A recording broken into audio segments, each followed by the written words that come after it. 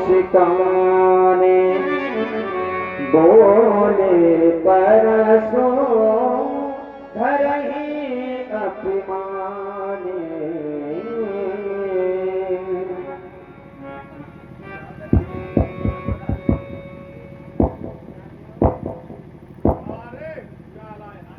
सुना आप लोगों ने महात्मा श्री परशुराम जी के द्वारा कहा जा रहा है, सुनहु राम जय शिवधन तोरा सहस बाहु समसो रिपु मोरा। जिसने भगवान शंकर के धनुष का खंडन किया है वह साधारण नहीं, सहस्त्राबाहु के समान हमारा शत्रु है। विचार का विषय यह है, सहस्त्राबाहु के कोटि का अगर वो अपराधी है तो यह समाज उसको स्वीकार कर रही है, ऐसे स्वीकार नहीं करना चाहिए। क्योंकि सहस्त्राबाहु ने अपने जीवन में जब कार्य किए हैं तो समाज ने उसकी निंदा की है, समाज ने कभी उसकी प्रशंसा नहीं की है। सहस्त्राबाहु ने अपने जीवन में जब कार्य किया है तो समाज के द्वारा कभी उसकी बड़ाई नहीं की गई, समाज के द्वारा कभी उसकी प्रशंसा नहीं की गई, और यहां धनुष तोड़ने वाले की प्रशंसा भी हो रही है, जय जयकार भी हो रही है, और ये कह रहे सहस्त्राबाहु के समान हमारा शत्रु है। अगर शत्रुता के दृष्टिकोण में उसे रखा जाएगा तो ये समाज क्या सीखेगी इनसे। सहस्त्राबाहु ने अपने जीवन में एक बार नर्मदा के बहते प्रवाह को अपनी भुजाओं के माध्यम से सहस्त्राबाहु ने रोक दिया। नदी के समीप में उपस्थित जो ऋषि मुनि के आश्रम बने थे, उन आश्रमों में उस नर्मदा नदी के जल प्रवाह जाकर के पहुंचा तो लोगों के घर जो है, लोगों की कुटिया डूबने लगी। लोगों के घर जब डूबने लगे तो लोगों को बड़ा कष्ट हुआ। किसी का घर अगर पानी से डूबेगा, या यूं कहते किसी का घर अगर जल में डुबो दिया जाएगा तो क्या डुबोने वाले की बड़ाई की जाएगी? वहां लोगों को बड़ा कष्ट हुआ। क्यों? सहस्त्राबाहु से सामना कर नहीं सकते थे तो कष्ट की अनुभूति यानी दुख का अनुभव किया, और यहाँ पर धनुष तोड़ने वाले ने किसी को दुख नहीं दिया।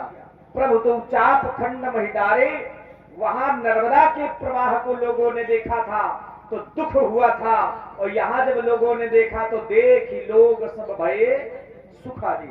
यहाँ जब लोगों ने देखा तो लोगों को सुख प्राप्त हो रहा है।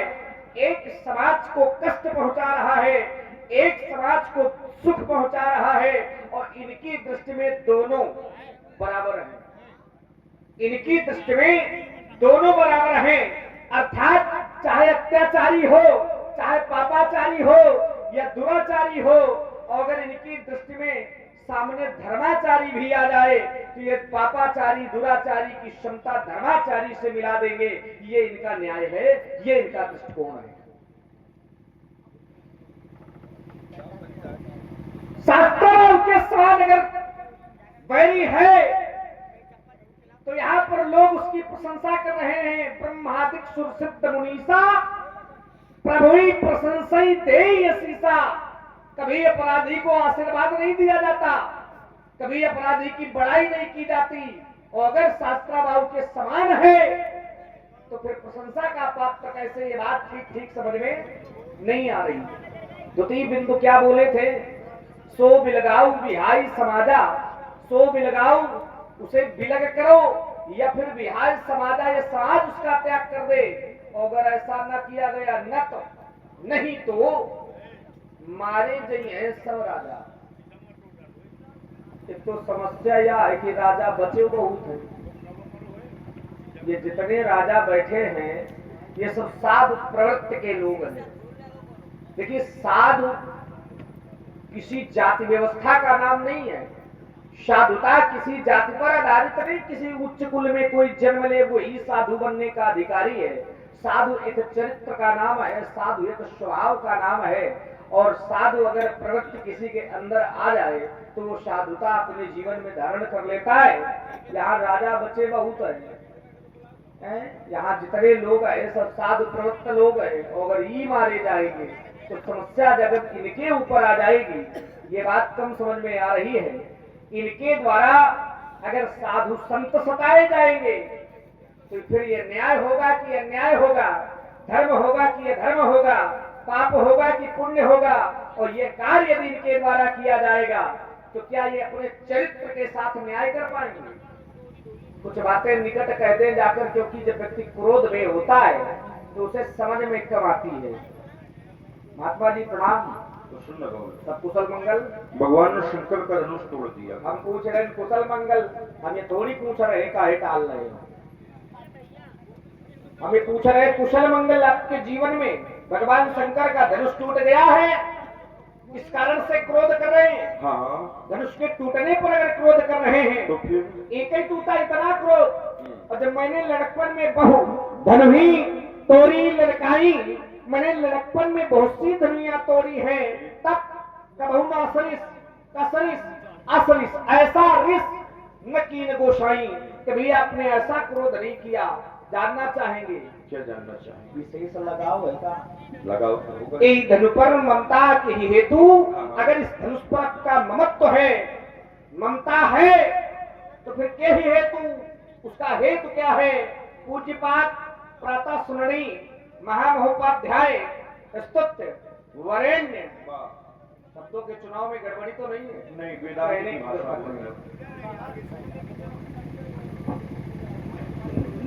थोड़ा सा श्रृंगार खोली से हल्ला कम आए तो ठीक रहेगा, क्योंकि हमको कहने में विवश न किया जाए। हम पहले समझ गए थे कितना भला आदमी है।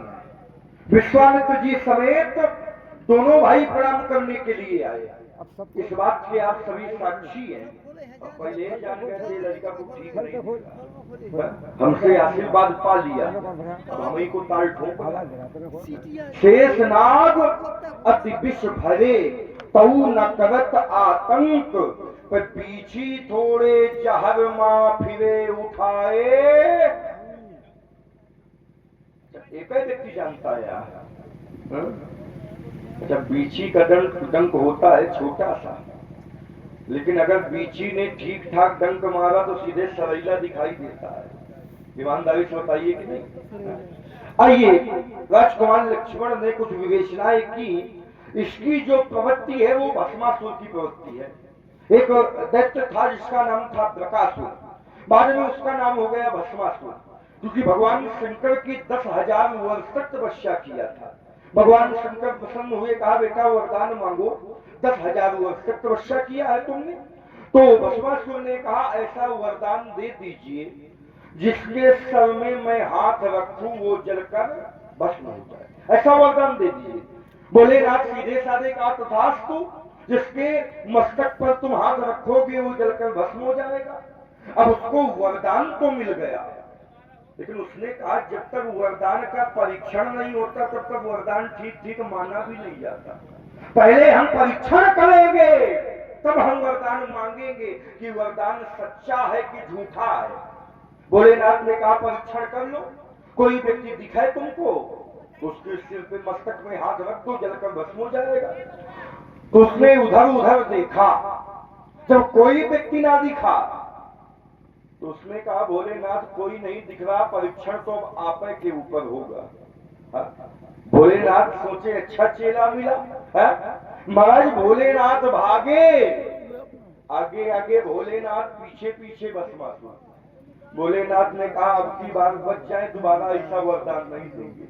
महाराज नारायण का स्मरण किया, और जब नारायण का स्मरण किया तो नारायण ने कहा बाबा बिना सोचे समझे आशीर्वाद दोगे, ऐसे होगा।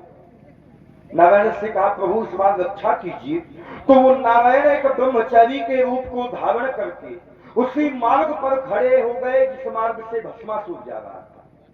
नारायण ने कहा भैया क्या बात है, क्यों भागे जा रहे हो?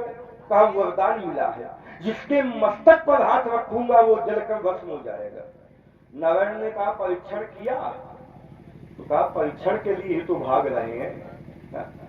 कहा कि अच्छा ऐसा करो, अगर ऐसी शक्ति तुम्हारे अंदर है तो अपने मस्तक पर हाथ रख के क्यों नहीं देख लेते? उसने कहा नारायण मैं शरीर से मोटा हूं लेकिन बुद्धि से मोटा नहीं हूं। अपने मस्तक पर मैं हाथ रखूंगा तो स्वयं जलकर भस्म हो जाऊंगा। नारायण ने कहा नहीं, जहां अग्नि होती है, जहां आग होती है, वहां उष्णता होती है। जहां आगी होई उन गर्महटा तो हो ही। और जब तुम हाथ रखोगे तुमको जैसे ही उष्णता का आभास हो, गर्महटा का आभास हो, हाथ हटा लेना, बात बन जाएगी। उसने कहा ठीक है। उसने इतनी ऊपर हाथ रखा, नारायण ने कहा कुछ आभास हो रहा है? कहा कुछ भी आभास नहीं हो रहा। कहा और नीचे लिया, इतने में लिया आया। कहा गर्महटा महसूस हो रहा है? कहा कुछ हो नहीं महसूस हो रहा। कहा और नीचे लिया हो, इतने में आ गया। कहा कुछ आभास हुआ? कहा कुछ भी आभास नहीं हुआ। नारायण ने कहा धर ले, कुछ होने वाला नहीं है। और जैसे हाथ रखा तो भस्म सात भवक क्षणात, एक क्षण में ही वो जलकर भस्म हो गया। ये है भस्मासुर की स्थिति। और यहां भस्मासुर ने किससे आशीर्वाद लिया था? भोलेनाथ से। और जलाने का प्रयास किसको किया था? भोलेनाथ को। इसने किससे आशीर्वाद लिया? हमसे। और ताल किसको ठोक रहा है? किसको ठोक रहा है भैया? आपको। मौनी अमावस्या है का आज? ना ना, आज मौनी अमावस्या नहीं है, तो थोड़ा सा लगे भैया जो पाछे बैठे वो आगे आ जाए तो ज्यादा ठीक रहेगा। वैसे आप तो हमारा दर्शन कर लेते हैं लेकिन हम आपका दर्शन नहीं कर पाते। थोड़ा सा लगे ना कि समाज है तो हमको भी आनंद आए। नहीं तो हमको तो सुनाना है, सुनाने के लिए आए हैं, सुना के चले जाएंगे। लेकिन जब आप लोग बैठेंगे तो हृदय में आनंद आएगा कि नहीं, इंदरपुरा गए थे तो सुनने वाले व्यक्ति थे। आइए, राजकुमार लक्ष्मण ने कुछ बातें रखी, उनमें मीमांसा करते हैं। इन्होंने कहा महाराज आपने धनुष तोड़ने वाले को सहस्त्राबाहु के समान कहा है। सुनहु राम जे शिव धनु तोड़ा और सहस्र बाहु सम सोरिपु मोरा। आपने धनुष तोड़ने वाले को सहस्त्राबाहु के समान कहा है। एक धर्माचारी, एक पापाचारी, एक पुण्यात्मा, एक पापात्मा, इनकी क्षमता नहीं हो सकती। बेटा कभी कभी बहुत बड़ा धर्मात्मा, बहुत बड़ा पुण्यात्मा, बहुत बड़ा साधक, बहुत बड़ा योगी भी ऐसे कार्य में पड़ जाता है कि वो भी धार्मिक से अधार्मिक हो जाता है। बड़े बड़े आस्तिकों को हमने नास्तिक होते हुए देखा। ये तो समय का चक्र है। समय कब बदल जाए, कब श्रद्धा से अश्रद्धा हो जाए, ये व्यक्ति जान नहीं सकता। ये तो शास्त्राबाहु से बड़ा दानी कोई नहीं था। विचार कीजिए, जिसको पता हो कि मेरे पास कवच है और कवच को मैं दे दूंगा तो मेरी मृत्यु हो जाएगी, तो ईमानदारी से बताओ कौन देगा? आपके पास कोई वस्तु है, उस वस्तु को देने के बाद आपकी मृत्यु हो जाए तो क्या कोई दे सकता है? कहीं हम कहें मरी तो वही मर जाओ, नहीं दे सकता। लेकिन शास्त्राबाहु को पता था कि कवच को मैं दान में दे दूंगा तो फिर मेरा जीवन सुरक्षित नहीं रहेगा। इतने पर भी उसने उस कवच का दान किया। तो उससे बड़ा दानी कोई नहीं था, उससे बड़ा योगी जिसने दत्तात्रेय जी को प्रसन्न करके योग की शिक्षा ली हो, जिसने दत्तात्रेय को प्रसन्न करके 1000 भुजाएं प्राप्त की हो, उससे बड़ा योगी किसी को नहीं मानता। और उसके जैसा योद्धा जिसने रावण को भी महाराज पकड़ करके घोड़साल में बांध दिया, जिसने नर्मदा नदी के प्रवाह को रोक दिया हो, ऐसा साधारण व्यक्तित्व नहीं था। लेकिन समय बदला, हृदय में लोभ आया तो वो सहस्त्राबाहु भी पुण्यात्मा से पापात्मा हो गया, आस्तिक से नास्तिक हो गया। क्योंकि संसार में जो पाप का बाप है उसका नाम पता है आप लोगों को? पाप के बाप का क्या नाम है? पाप के बाप का नाम है लोभ। अगर जीवन में लोभ नहीं आएगा तो पाप भी होने वाला नहीं है। क्योंकि शास्त्र एक सूत्र देते हैं, लोभा पापस्य कारणम, लोभ के द्वारा पाप का जन्म होता है। और शास्त्रा बाहु के मन में लोभ आ गया था, उसने गाय की याचना किया, और जब हमारे पिताजी ने गाय नहीं दिया तब उसने वहां पर हमारे पिता के ऊपर आघात किया। तो जब लोभ आया तो पाप हुआ, और उसने विरोध की धरती बनाई। तो क्या धनुष तोड़ने वाले के हृदय में लोभ नहीं आया? क्या धनुष तोड़ने वाले के हृदय में लोभ नहीं आया? आया है। क्यों? क्योंकि जो प्रतियोगिता होती है तो प्रतियोगिता का एक लक्ष्य बनाया जाता है। तो प्रतियोगिता का लक्ष्य है सीता।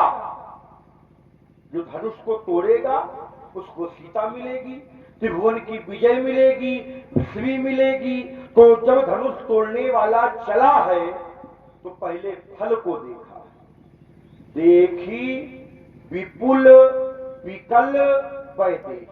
धनुष तोड़ने वाला जब चला है तो सबसे पहले सीता को देखा है, और सीता के पश्चात धनुष को देखा। और धनुष को मित्रता की दृष्टि से नहीं देखा, धनुष को शत्रुता की दृष्टि से देखा है। प्रमाण मिलता है, सियहि बिलो की तक्यु धनु कैसे, और चितव करुण लघु ब्यालहि जैसे। धनुष तोड़ने वाले ने जब धनुष को देखा है तो उसी प्रकार देखा है जिस प्रकार गरुड़ पक्षी सर्प के बच्चे को देखता है। अच्छा, गरुड़ पक्षी सर्प के बच्चे को देखेगा तो मित्रता की दृष्टि से देखेगा कि शत्रुता की दृष्टि से देखेगा? है भैया, शत्रुता की दृष्टि से देखेगा। दोनों में शत्रुता है, दोनों में विरोधाभास है। तो शत्रुता की धरती हमने नहीं बनाया, धनुष तोड़ने वाले ने बनाया है। इसलिए मैंने कहा भी है, सुनहु राम जय शिव धनु तोड़ा, तो साहस बाहु समसोरी को। इन्होंने दूसरी बात बताई। इन्होंने कहा, महाराज साधु का चरित्र होता है, और यहाँ जो आए हैं यहाँ दो प्रकार के राजा, एक साधु राजा है, एक दुष्ट राजा है। ठीक है, एक साधु राजा, एक दुष्ट राजा है। हम कैसे मान लें कि ये साधु राजा है? क्योंकि साधु की साधुता को मानने का एक पैमाना होता है, एक आधार होता है, एक धरातल होता है।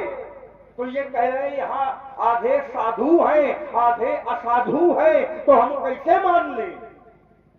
हमने तो यही सुना है, यहाँ जितने राजा हैं ये सब धनुष तोड़ने के लिए आए थे। जितने भी राजा हैं, बताओ आप लोग धनुष तोड़ने के लिए आए थे कि नहीं आए थे? भैया कहा थे तो देखा आया ना, यहाँ जितने भी राजा हैं सब धनुष तोड़ने के लिए आए थे। दीप दीप के भूपति नाना, और आए सुनी हम जो कर ठाना। यहाँ जितने भी राजा थे सब धनुष को तोड़ने आए थे। नीचे वाले, ऊपर वाले और बीच वाले, देव तनुज धरि मनुज शरीरा। देवता आए थे, दैत्य आए हैं, मानव आए हैं, लेकिन कहे के रूप में आए हैं, राजा के रूप में। और जो व्यक्ति जैसा रूप धारण करता है तो उनको राजा माना जाएगा कि साधु माना जाएगा, साधु माना जाएगा। संतों की बेटा 6 प्रकार की श्रेणियां होती हैं। जब शास्त्रों ने संतों की श्रेणी पर विचार किया तो संत 6 प्रकार के होते हैं। कुटीचक, बहुतक, तुरातीत, हंस, परमहंस, और आप लोगों की भाषा में असली, नकली, तकली और फसली। 6 प्रकार के संत। असली वाले हम, नकली वाले जो राजा आए हैं ये हृदय से साधु नहीं है, क्योंकि ये वेश बना के आए हैं। और जो संत होते हैं, असली संत होते हैं, वो कभी वेश नहीं बनाते, वो उद्देश्य बनाते हैं। जिन्होंने उद्देश्य बनाया वो आज भी संत कहलाए, लेकिन जिन्होंने वेश बनाया उनका पतन हुआ। एक स्वभानु नामक दैत्य था, जब समुद्र मंथन हुआ तो उसने देवता का वेश बनाया, लेकिन उद्देश्य नहीं बनाया। अमृत पीने के लिए बैठा, नारायण को पता चला, नारायण ने चक्र चला दिया। पहले तो 1 था, बाद में 2 हो गए। पहले स्वभानु था, लेकिन जब मस्तक छिन्न भिन्न हो गया तो दो हो गए, नाम हो गया राहु और केतु।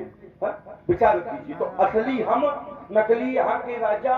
नकली कुछ ऐसे होते हैं कि घर की संपत्ति नष्ट हो गई, श्रीमती पधार गई तो बढ़िया बाल मुंडन करवा लिया और कपड़ा मंगा लिया, और जब जब भंडारा हुए तब तक खूब घोटा छाना, और जैसे आषाढ़ का पहला पानी गिरा हल लेके भी शुरू हो गया। ये नकली है। जो भगवान को भी देखा धोखा दे, ये है नकली। एक होते हैं फसली और एक होते हैं कतली। तो तुम्हारे गुरु बाबा से बड़ा कतली कौन होगा? है ईमानदारी से बताओ।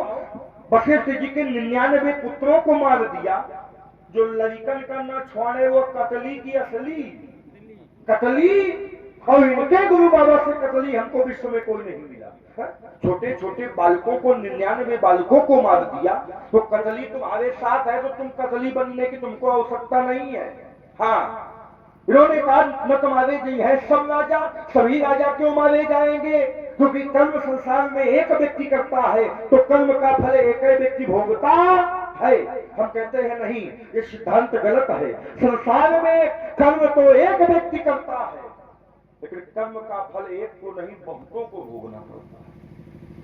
तो ज्यादा दूर जाने की आवश्यकता नहीं है। इनके वंश में एक राजा हुए, नाम हुआ हरिश्चंद्र। हरिश्चंद्र का नाम आप सभी लोग जानते होंगे। तो हरिश्चंद्र ने विश्वामित्र जी को 1 लाख स्वर्ण मुद्रा देने का संकल्प किया। हरिश्चंद्र ने विश्वामित्र जी को राजपाट देने का संकल्प किया। संकल्प किसने किया? भैया बहुत टुकोड़े बैठो, जाड़ लागत है का? हरिश्चंद्र ने। है संकल्प किया था हरिश्चंद्र ने, कर्म किया था हरिश्चंद्र ने, तो फल किसको मिलना चाहिए? हरिश्चंद्र। लेकिन क्या कर्म का फल अकेले हरिश्चंद्र ने भोगा? ना, कर्म का फल पुत्र रोहिताश को भोगना पड़ा और पत्नी तारावती को भी भोगना। तो गीत सिद्धांत कैसे माना जाएगा? कर्म प्रधान विश्व रचि राखा, जो जस करे सो तस फल चाखा। कर्म किया था हरिश्चंद्र ने, फल भोगता हरिश्चंद्र, तो ये सिद्धांत सही होता। लेकिन कर्म वहां किसी ने किया, लेकिन फल किसी और ने भोगा। इसको थोड़ा और सरल कर देते हैं। एक बार एक व्यक्ति चला जा रहा था, उसने मार्ग में देखा कि एक आम का वृक्ष है। आम के वृक्ष में आम लगे हुए हैं। नेत्रों ने आम के वृक्ष को देखा तो मन में लालच उत्पन्न हुआ, चलो आम का स्वाद लेते हैं। आम खट्टे हैं, मीठे हैं, कड़वे हैं, कसैले हैं। लेकिन नेत्र देख सकते हैं, मन चाह सकता है, लेकिन मन क्या आम तक जा सकता है? नहीं जा सकता। आम के वृक्ष तक जाएंगे कौन? चरण। पैर चलकर आम तक चले जाएंगे, आम के वृक्ष में पहुंच जाएंगे, आम में चढ़ जाएंगे, लेकिन आम को तोड़ नहीं पाएंगे। आम को कौन तोड़ेगा? हाथ। हाथों ने आम के वृक्ष को तोड़ा। अच्छा, हाथ आम तोड़ सकते हैं, लेकिन खाएगा कौन? तुम आम खूब खाए, तभी आपको अनुभव भी है। मुख के द्वारा आम को खाया जाएगा। वो व्यक्ति बैठा आम के वृक्ष में आम खा रहा था। बगल में बैठा था माली, उसने देखा कि ये व्यक्ति आम खा रहा है, बढ़िया लाठी उठाया, पीछे से गया, उसके पीठ में 4 लाठी जमाया। अब बताओ, देखा किसने था? किसने देखा था? आंखों ने। चाहा किसने? मन ने। वहां तक गए कौन? तोड़ा किसने? खाया किसने? और लाठी के हिस्सा पर। हाँ, अच्छा, पीठ पर ही लाठी क्यों पड़ी? जब देखा नेत्रों ने था, चाहा मन ने था, वहां तक गए चरण, तोड़ा हाथों ने, खाया मुख ने, तो फिर लाठी पीठी का करे। यही तो है अनाधिकार चेष्टा, और करे अपराध को और पाओ फल भोग। बेटा, इस धनुष पर हमारी ममता नहीं है। अस्तुरेन बालक काल वश, बोलत तो हिन संभाल, धनु ही संत हमारी धनु विदित सकल संसार। इसलिए राजकुमार लक्ष्मण जो भी बोलो संभाल कर बोलो। चलिए।